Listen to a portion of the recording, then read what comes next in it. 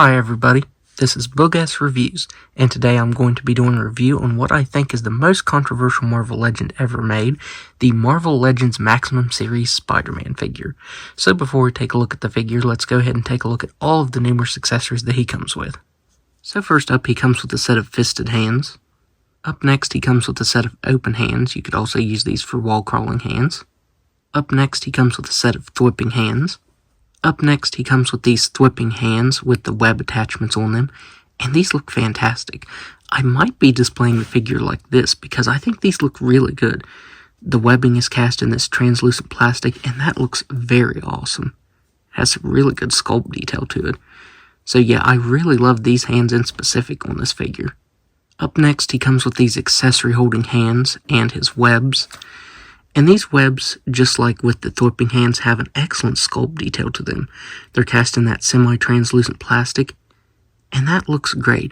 The problem is these things are like limp noodles. You can't do anything with them. It would have been nice if they would have had bendy wire in them. That way you could bend them around, put them around bad guys and stuff like that. I think that would have been really cool. But yeah, they're kind of just limp and look pathetic in his hands. Up next, he comes with his web shield. And man, this looks fantastic. The sculpt of the webbing and the paint variation over top of it looks really good. It's cast in translucent plastic and then has this, looks like a grayish color painted over top of it. And that looks really good. You just clip that to his wrist like that. And yeah, that looks really awesome. Up next, he comes with this stand, and you can plug two of his effects pieces into it. So this is the first. And just like with the other webbing effects, you get some excellent sculpt detail to it. That looks really good, and the stand is articulated. The problem is, it's just way too short.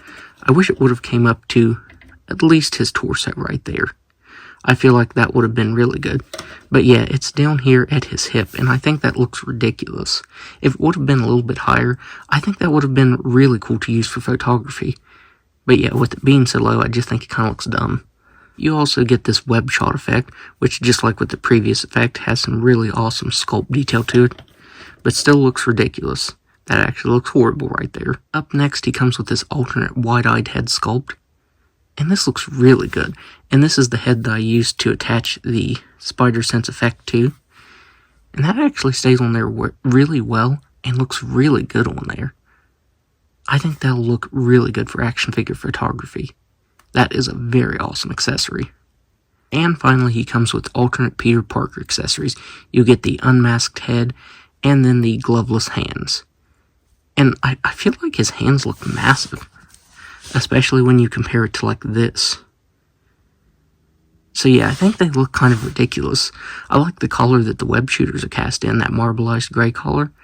That looks really good, but they don't have any articulation and they look humongous. Like I said, I just think these look ridiculous. I think it was cool that they included these, but I think the execution of it was flawed. And I feel like the head sculpt is kind of the same way. I'm not really fond of this Peter Parker head sculpt. I'm not sure what it is about it. I can't pinpoint what specifically I don't like. Something about it is just off to me. Definitely not fond of these accessories. I'll definitely be using the Spider-Man accessories on this. Before I take a look at the rest of the figure, I did want to see if a couple other head sculpts would fit on this. For the price point, they definitely should have included a head sculpt like this. I tried putting it on there, and the peg hole there is just way too thin. If you heated it up, you might be able to get it on. I feel like the colors match up decently well. So yeah, if you heat this up, you should be able to get this head sculpt on. Though I think for the price, this definitely should have been an included head sculpt. And finally, I wanted to show off this Peter Parker head sculpt. I believe this was included with the all-new, all-different Spider-Man 2-pack from Toys R Us back in the day. And I have to say, this is still my favorite Peter Parker head sculpt. There's also the beat-up one, and this fits on there perfectly. I feel like it sits kind of high on the peg. I definitely like this head better than the one that they included, the Peter Parker head that they included with this.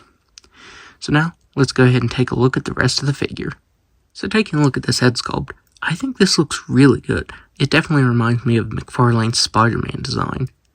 And it's painted really well.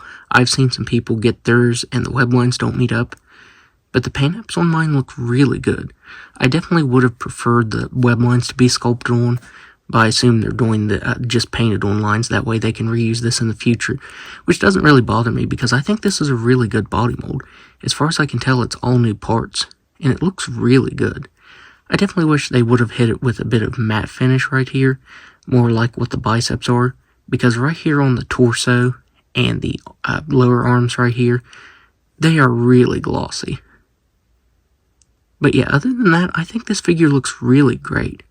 I think the proportions look good. You get a little bit of sculpted details like the little wrinkles right here across the muscles. I think that looks really good. The Spider logo came out really clean, and you can see that they continued the design back here on the butterfly joints, and they gave this enough clearance so that it doesn't get chewed up and it doesn't eat the paint off right there.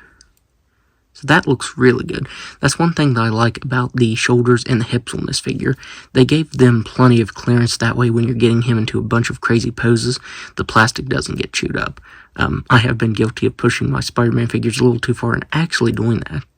So it's really good that they gave us plenty of clearance with all of these joints, that way the paint apps don't get chewed up. The only place where mine actually has an issue is on the right elbow right here. You can see where some red and the line didn't get painted on there. But other than that, all the paint apps on mine look really good. The web lines came out clean. I can't say I really have any problems with that. Overall, I think this figure just looks really, really good. It was definitely pricey, but I have to say I'm pretty impressed with this now that I have it in hand, especially with the articulation. So let's go ahead and go over that. So he has a ball joint and hinge neck. The ball joint's down here at the bottom and a hinge up here at the top. They can look up all the way. He can look down all the way. He can move his head side to side, though you will have to adjust the neck joint right there. It does kind of want to shift all over the place. And all the way around very nicely.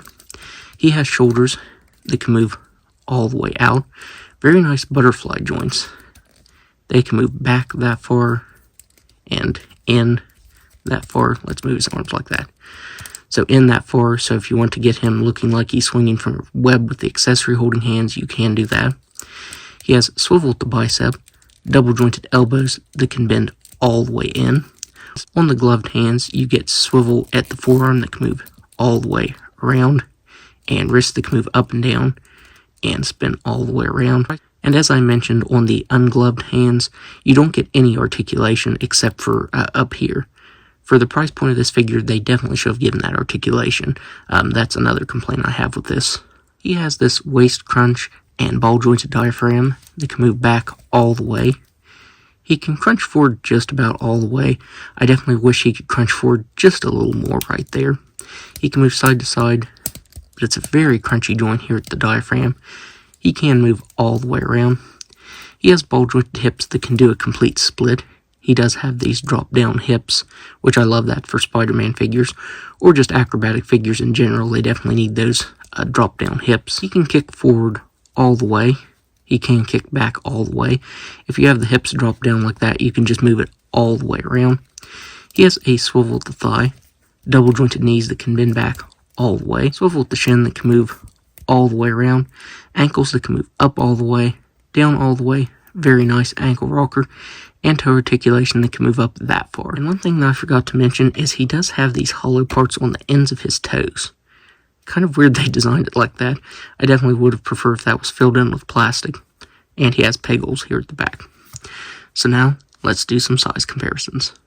So first up here he is next to the Toy Biz Fearsome Foe Spider-Man, which even though it's still dated is one of my favorite Marvel Legends Spider-Man figures ever made.